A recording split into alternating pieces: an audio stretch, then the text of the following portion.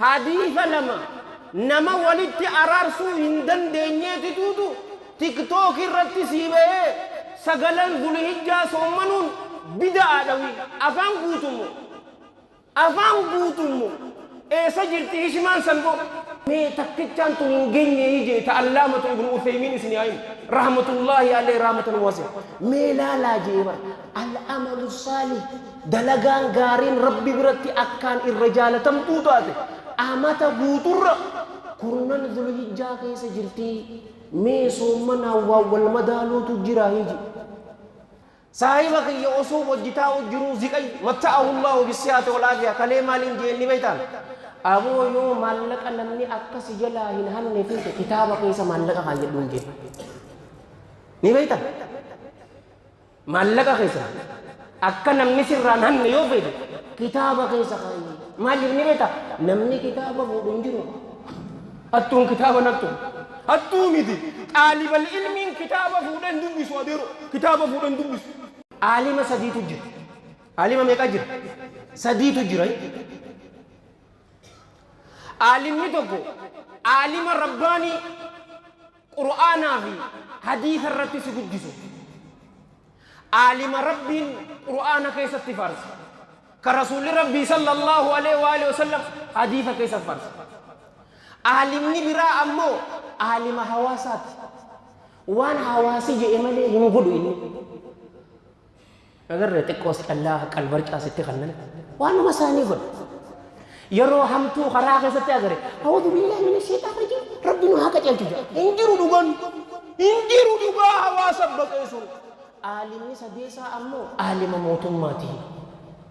عالم موتما مسجد دبتي سني أو تبدو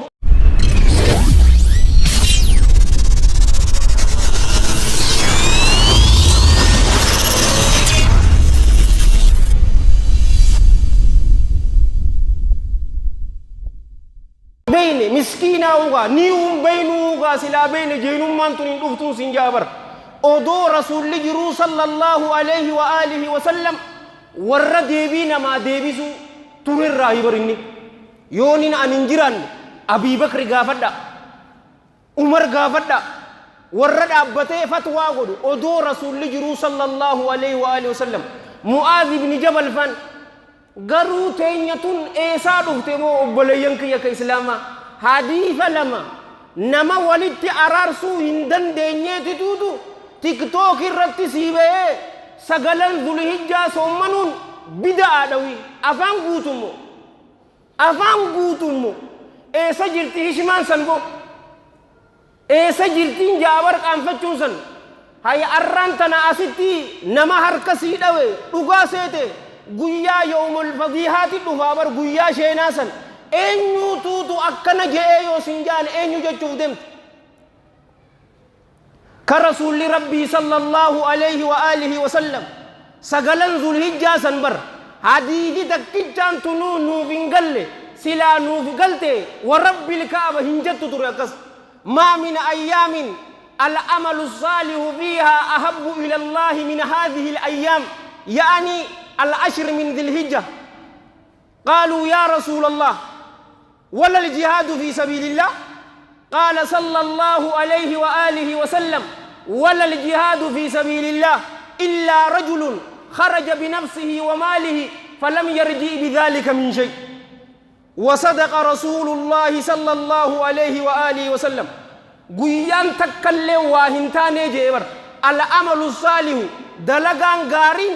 قيا سنكيستي الرجال تمتو قتاتي قيولي كنرا كرنان ذو الحجابان دلغا غارين جنة هاي دوباره سومنون دلغا غاري مو دلغا غاري مت هنگا يوتوني مي بدأ هذا قيا سغلن ذو الحجاب maaliif ni beeyta isin yeroo dhaggeeffattan bar akkunuma dhaggeeffattanii bar ani amma warra akkasi dhaggeeffatu miti an calje'een dhaggeeffadhu gurra kiyya kanneefiitiin gurra dura qalbiidhaan maal ja'a dhaggeeffadhu yoo wallaahi alladhii laa ilaaha ghayru hadiisa hin jirre odeese alhamdulillah internet jechii guuttee bar yeruma sanittiin qabee guugul irratti waan inni jee ol darban eegasi islaamu weebii jira islaamu weeb ni beeyta duraar assinniya isiitu jira fatwaa dokumentir taate bar ulamaa'ii rabbaanii ana ja'amtirra baggodhanii sii baasan kadabare anaa fi isin asirratti walii hin lalle hadiisa tokkootu jira yoo jettanoon sin jee bar abuu ana hadiisa tokkoon kitaaba imaam muslim keessatti qara'ee xayyaballahu thara hadiisa giifsha aisha irraa dhufe radiyallahu anha rasuula rabbii sallallahu alayhi wa alihi wa sallam kurnan dhulhijjaa kasoommanu hin agarree jetteen isinin jee bar garuu as biratti ammoo hadiisa allaamatul albaaniin silsilaa keessatti sahiihul jaamii keessatti sahih sunani abi daawud keessatti hasan je'ee jira habsa irraa ka dhufe radiyallahu anha rasuulli rabbii sallallahu alayhi wa alihi wa sallam iluma hin lakkisu maal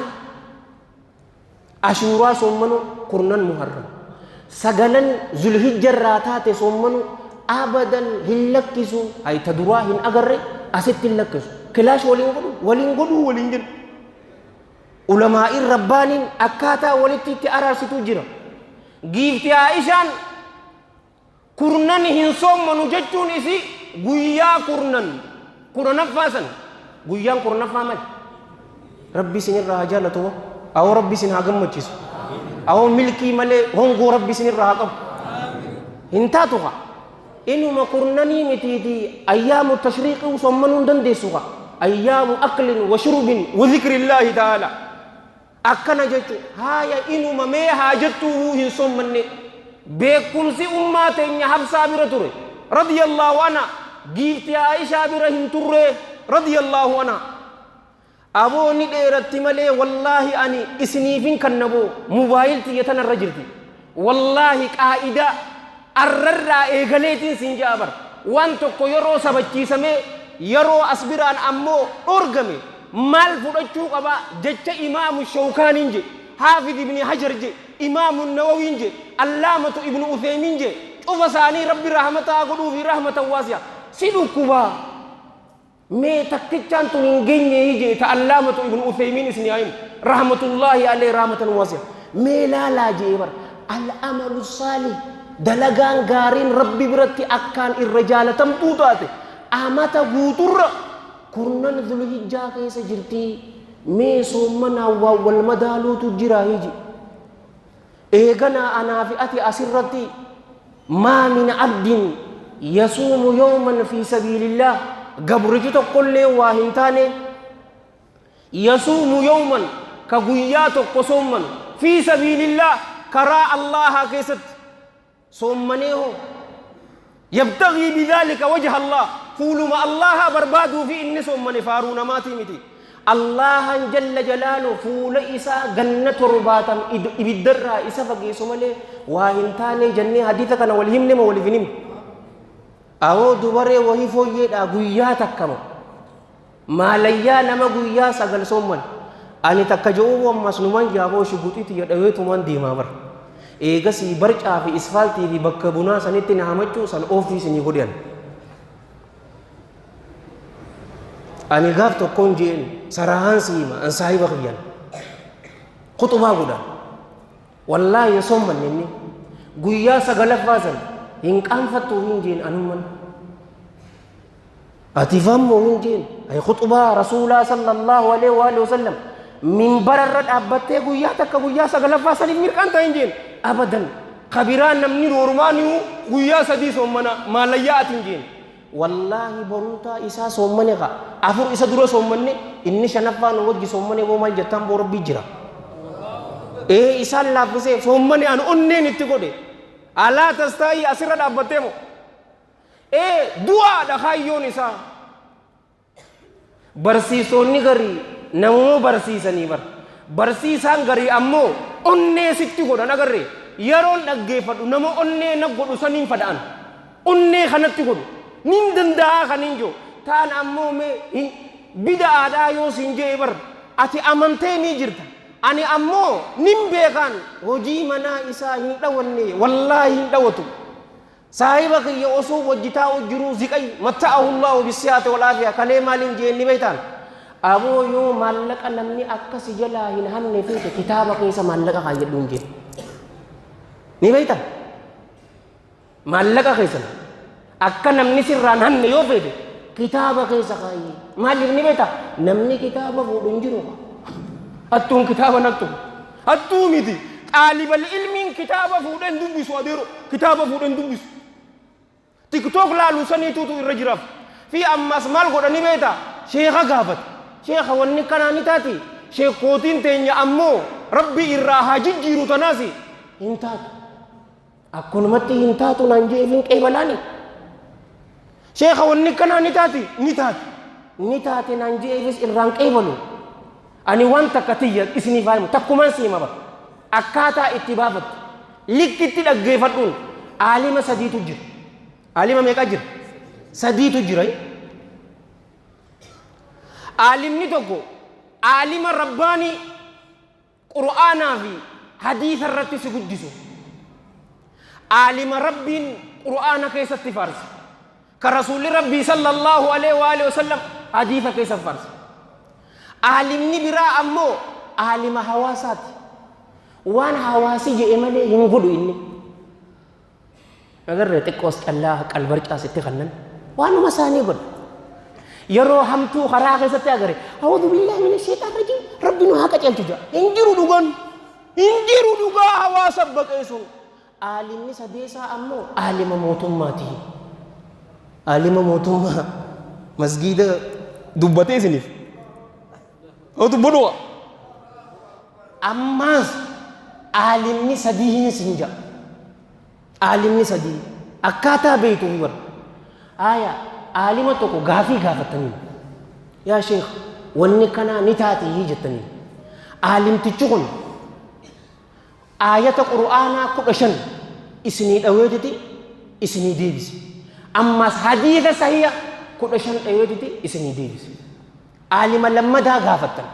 sheekha wanni kanaa ni taate jettanii gaafatanii yookaan murtiin isii wanti tun maali jettanii yeroo isinii deebisu aayata qur'aanaa 10 asfidati hadiisa sahiha 10 fi hadiisa da'iifa 5 isiniif aalima sadaffaa gaafattan ammas yaa sheekun alfaadil murtii waan akkanaatun akkamii jettanii aayata qur'aanaa 8 as harkifate hadiisa irraa hadiisa 7 sahiha isiniif hime hadiisa 5 da'iifa isiniif hime hadiisa 3 ammoo mawduu'a isiniif hime hadiisa kijibaa aalima sadeen kana keessa kam jala deemtan aboo takbiirtaa lubbuma teessaniif kannaamee gutaka ayilii rabbiin nuu kanneemi isii tana hojjechisiisuudha yeroo waan tana ni jirtii jedhu eessarraa ni jirtii qur'aana hadiisa yaada ulamaa'ii rabbaanii yeroo sin jedhu bar ulamaa'ii rabbaanii sahaabarraa hibar eegasi warra faana isaan jala deemeeti lal gaafa tokko abii bakr as-siddiq radiyallahu anhu inna alladhina qaalu rabbuna allah thumma istaqaamu maal jechuudha jedhanii abii bakr as-siddiq isaanowwan rabbiin keenya allah jedhan eenyu jarri kun jennaan warra rabbi irratti waa takkaa'uu hin qindeessine warra isa gabbaruu jeela استقامة جتوا ما جتوا جنان أن تعبد الله ولا تشرك به شيئا بكم ستنا استقامة جتوا ربي قف كبروا إسرت شركي ودودا بودا عمر بن الخطاب غافة رضي الله عنه استقامة ما جتوا من بر توريو إني غافة استقامة جتوا الله تروغ رغوانا فأهل بجئين إن أقر يرو مسجد جرتوا أمانتنا نجيا yeroo asii gabbaate ammoo akka feete godhachuusan akkas akka jeedalluusan akkana godhachuu dhabuudha diriirtee dhaabbachuudha ji Uthman ibn Affan gaafannaan hojii ati daleeydu keessatti rabbi qofa barbaaduudha Ali ibn Abi Talib ati yoonuu cufa isaanii rabbi irraa hajaalatu fardiilee waan taate qofaatu gaggeessuudha ji ulamaa'in jira saniin sin jaaba ahoo tafsiira istiqaamaa kanarra qacaalu meenaa baasa isi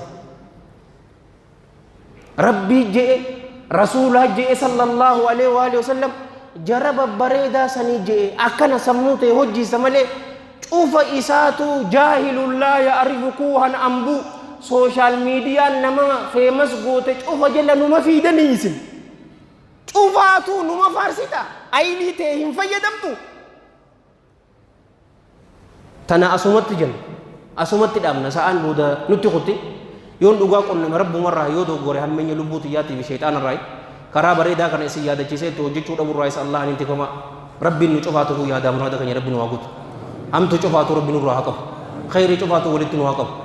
abu rabbin ni dandahati istiqama rabbin waqab soda isati rabbin wafai bekum safaida qab dalaga gari wali rabbin walafis اللهم صل وسلم وبارك على سيدنا محمد وعلى جميع المرسلين واخر دعوانا الحمد لله رب العالمين والسلام عليكم ورحمه الله وبركاته.